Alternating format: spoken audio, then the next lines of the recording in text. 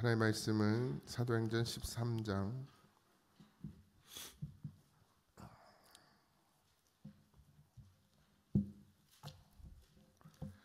44절에서 48절입니다.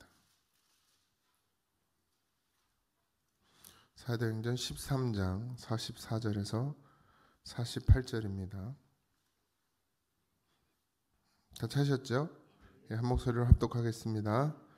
그 다음 안식일에는 온 시민이 거의 다 하나님의 말씀을 듣고자 하여 모이니 유대인들이 그 무리를 보고 시기가 가득하여 바울이 말한 것을 반박하고 비방하거늘 바울과 바나바가 담대히 말하여 이르되 하나님의 말씀을 마땅히 먼저 너희에게 전할 것이로되 너희가 그것을 버리고 영생을 얻기에 합당하지 않은 자로 자처하기로 우리가 이방인에게로 향하노라. 주께서 이같이 우리에게 명하시되 내가 너를 이방의 빛으로 삼아 너로 땅끝까지 구원하게 하리라 하셨느니라 하니 이방인들이 듣고 기뻐하여 하나님의 말씀을 찬송하며 영생을 주시기로 작정된 자는 다 믿더라. 아멘. 오늘 이제 바울이 바나바와 함께 지난 시간까지 회당에서 안식일에 복음을 전하고 이제 그들이 다시 청했다 그랬죠. 하나님의 말씀을 청하여서 다음 안식일에 일주일이 지난 거죠. 그러니까 그 다음 안식일에는 이 복음의 소식을 듣고 온 시민이라고 여기 표현하고 있는데 대부분의 사람들이 이 말씀을 듣고자 해서 모였습니다. 근데 역시 유대인들은 그 자신들이 가지고 있는 그 율법의 의식으로 인해서 또 어쨌든 유대인 하면 예수님을 십자가에 못 박은 그런 민족이 되는 것이죠. 결국 거기에 다 포함되니까 그런 이런저런 여러 가지 이유로 인해서 복음에 대해서 반박하고 비방하는 그런 유대인들이 늘 어디서나 나타나게 되죠. 바울은 더군다나 더 많이 그런 일들을 겪게 되고 하나님의 말씀을 듣고자 하여 모였지만 하나님의 말씀이 들리지 않는 자들이 반드시 일어나게 됩니다. 듣지 않는 자는 어떻게 되죠? 늘 원망하고 불평하게 됩니다.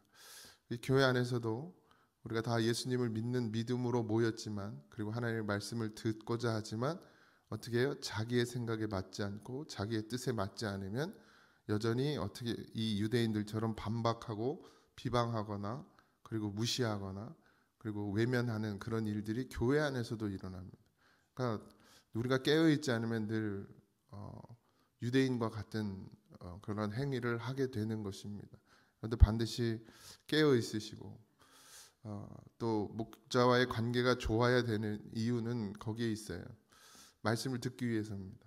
그렇다고 뭐 저랑 뭐 맨날 밥 먹고 뭐 같이 뭘 해야 되는 건 아니에요. 그런 뜻의 목사하고 가까워져야 된다는 것이 아니라 목자와 마음을 나누지 못하면 하나님의 말씀을 당연히 들을 수가 없죠. 담이 생기면 목사가 전하는 말씀을 다 오해하고 곡해하게 되는 거예요. 똑같은 말씀을 전해도 누군가에겐 그 말씀이 은혜가 되는데 똑같은 말씀을 전하면 누구에겐가는 그게 시험이 된단 말이에요. 물론 목사에게도 잘못이 있겠죠. 모두가 다 은혜 받을 수 있으면 참 좋겠지만 오늘 바울 사도나 바나바도 성령의 충만함을 받고 복음을 전하지만 듣지 못하던 자들이 있었다라는 겁니다. 우리 교회 모든 성도들은 그렇지 않기를 바랍니다. 그렇다고 제가 여러분들에게 뭘 잘 보이려고 하지는 않을 겁니다. 저는 그저 하나님 앞에 진실하기를 원하고 그것이 제가 거짓이 된다면 하나님 반드시 저를 치실 것이고 그 진실함 앞에서 복음을 전할 것이고 복음은 반드시 생명이어야 하고 살리는 말씀이어야 합니다. 그 말씀이 여러분들에게 때로는 거치는 것이 되고 때로는 여러분들의 가슴을 찌르는 것이 될 수도 있고 또 위로의 말씀이 전하여질 때도 있습니다.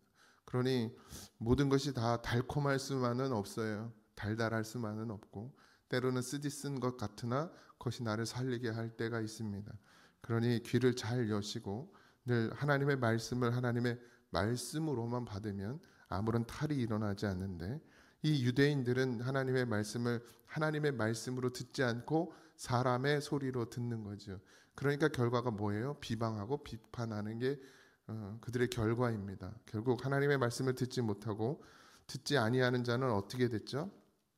계속 읽어보면 먼저 너희에게 전하였다 이랬어요. 유대인들에게 전하였다. 너희는 그것을 버리고 영생 얻기에 합당하지 않은 자로 자처했다 이랬습니다. 하나님의 말씀을 듣지 않고 버리는 자는, 그것을 자기의 생각으로 판단하고 비방하는 자는 반드시 어떻게 해요? 영생을 얻기에 합당하지 않은 자로 스스로 자기가 그렇게 인정하게 된다는 겁니다. 그 자리로 가게 된다는 것이죠. 결국 하나님께 버림을 받게 되는 것입니다. 유대인들은 하나님, 제가 늘 말씀드린 하나님은 사랑이시고 그 하나님의 사랑은 너무 크셔서 누구도 다 구원하기를 바라고 원하시지만 그렇지 못하고 하나님의 말씀을 듣지 못하고 영생을 얻기를 거부하는 자들은 있다라는 거예요. 그러면 어떻게 돼요? 자기 스스로 그것을 자처하고 스스로 버림을 받게 되는 것이지, 성경이 그렇게 표현을 했지만 하나님이 버리신다라고 말할 수는 없습니다. 하나님은 언제고 우리의 손을 잡고 계십니다.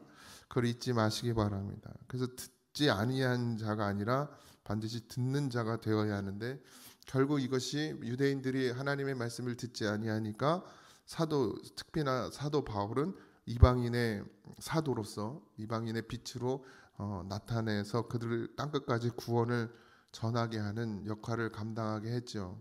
결국 복음을 듣는 자에게 복음은 옮겨지는 것입니다. 하나님의 말씀은 듣는 자에게 옮겨져요. 듣는 자는 살아나는 것이거든요. 그러니까 듣지 않은 자는 어쩔 수 없이 자기 스스로 그 상황에 자처한다. 그러니까 영생을 버리는 자가 된다라는 것입니다. 여러분들도 꼭 하나님의 말씀을 붙드는 자들이 되어지시기를 바랍니다. 들어야만 반드시 삽니다. 이것이 이방인에게 먼저는 유대인에게였고 이제는 이방인에게 구원의 길이 열려지게 되었다라는 것을 사도 바울과 바나바가 스스로 이제 선포하게 되어지고, 이 소리를 듣고 있던 그곳에, 지금 있는 그곳이 유대인들만 있었던 것이 아니라 그것이 또 이스라엘이 아니었잖아요. 안디옥이었고. 그러니까 다른 지역에 있으니까 수많은 이방인들이 그 이야기를 듣고 정말 더 사모하고, 하나님의 약속을 받았던 선민이었던 유대인들은 되려 복음을 거부하고, 그리고 살기를 원하고 그 은혜를 갈망하던 자들은 결국엔 또 이방인들이었습니다. 물론 유대인 중에서도 예수를 믿는 자가 없던 것은 아니지만 전체적으로 표현했을 때, 그래서 이방인이 듣고 기뻐하여 하나님의 말씀을 찬송하며 영생 주시기로 작정된 자가 다 믿더라 이랬습니다. 여러분들, 복음은 구원입니다. 다른 것이 없습니다. 여러 가지를 말할 수 있고 여러 가지 각도에서 이야기할 수 있지만 결국 하나님의 말씀은 우리를 구원하시기 위하심이에요. 그것을 잊지 마십시오. 우리가 예수님을 믿는 이유도 죽은 것을 알아서 다시 살고자 함입니다. 단순히 그냥 이 육신의 고통, 인간의 이 땅의 고통에서 벗어나려고 우리가 예수님을 찾아올지도 몰라요. 누군가는 힘들고 어려워서, 아프고 고통스러워서 그렇게 예수님을 찾아오지만 결국 예수님을 찾는 이유는 하나죠. 그 어려움과 고통 속에서 벗어나는 것이 문제가 아니고 질병을 낫는 것이 문제가 아니고, 반드시 예수님은 우리를 영생하도록, 영원한 구원에 이르도록 하기 위해서 예수님은 우리를 부르셨습니다. 그래서 기독교는 다른 거예요. 불교에 가서 병을 고칠 수 있어요. 불교 가서도 기도받고 병 고친 사람들이 있습니다. 심지어는 무당에게 가서도 병을 고치는 사람이 있어요. 문제를 해결받는 사람도 있습니다. 귀신들도 그걸 해요. 그런데 하나 하지 못하는 것이 뭡니까? 사람을 구원하는 일을 하지 못합니다. 영생을 얻게 하는 일. 그건 오직 예수님만 하시는 일입니다. 교회는 그래서 있는 거예요. 인생의 문제를 물론 예수님 믿고 그 해결 받는 것 좋지요. 그리고 아픈 것이 낫는 것도 좋지요. 그래서 기도할 수 있습니다. 그러나 정말 핵심은 그게 아니라는 거죠. 10명의 병자가 나았는데 1명만 예수님을 찾아왔어요. 9명은 다 떠났습니다. 그들에게 구원이 있습니까? 병을 고쳤습니다. 예수님이 병을 고쳐줬어요. 그러나 그들에게 구원이 있었어요? 없었어요. 그냥 그 병 고치는 것에만 관심이 있었습니다. 오늘날 우리 교회도 그래요. 병 고치는 거에만 관심이 있고 내 인생의 문제를 해결하는 거에만 관심이 있어요. 그게 끝나면 기도도 필요 없고 말씀도 필요 없고 예배도 필요 없는 사람이 되어지면 안 됩니다. 우리는 늘 예배를 드리고 있고 예배 자리에 나오고 있지만 정말 여러분들의 중심이 구원을 위하여 힘쓰고 있고 구원을 바라고 갈망하는 마음으로 여기에 앉아 있느냐라는 거예요. 그냥 예수님 믿고 먹고 살만하니까 그냥 신앙생활은 취미 삼아 하는 그런 모양새가 되어서는 절대 안 됩니다. 구원은 생명이에요. 다 팔아 없어도 팔아치워도 이것과 바꿀 수 없는 것이 예수의 생명입니다.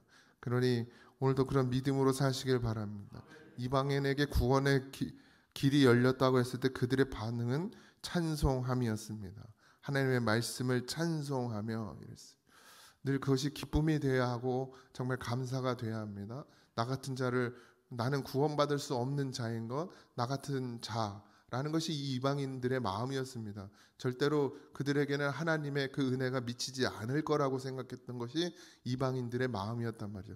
근데 그들에게 복음이 전해진, 그러니 그 기쁨을 이루 말할 수가 없습니다. 왜요? 구원받을 수 없는 자가 구원받게 됐다라는 그 생각 때문에. 유대인들은 자기들은 당연히 구원받을 거라고 생각하는 자들이었거든요. 오늘 우리도 마찬가지입니다. 우리는 날마다 이 이방인들과 같은 마음, 구원받지 못할 자를 구원해 주시는 그 은혜, 그것을 감사하고 찬송할 수 있는 그런 믿음이 되어야 될 줄 믿습니다. 오늘도 그런 기쁨이 여러분들에게 넘치길 원하고 그런 하루가 되어져서 반드시 예수님의 은혜는 다른 것이 아니라 구원이라는 것, 나에게 생명을 주시는 것이라는 것을 오늘도 하루 종일 묵상하시고, 사순절 기간입니다. 이틀째인데 뭐 삶 가운데서 뭐 그렇다고 해서 모든 걸 전폐하고 말씀만을 볼 수는 없지만 늘 삶 가운데서 예수님의 그 십자가의 구원을 묵상하고 그렇게 하루를 보낼 수 있기를 또한 간구합니다.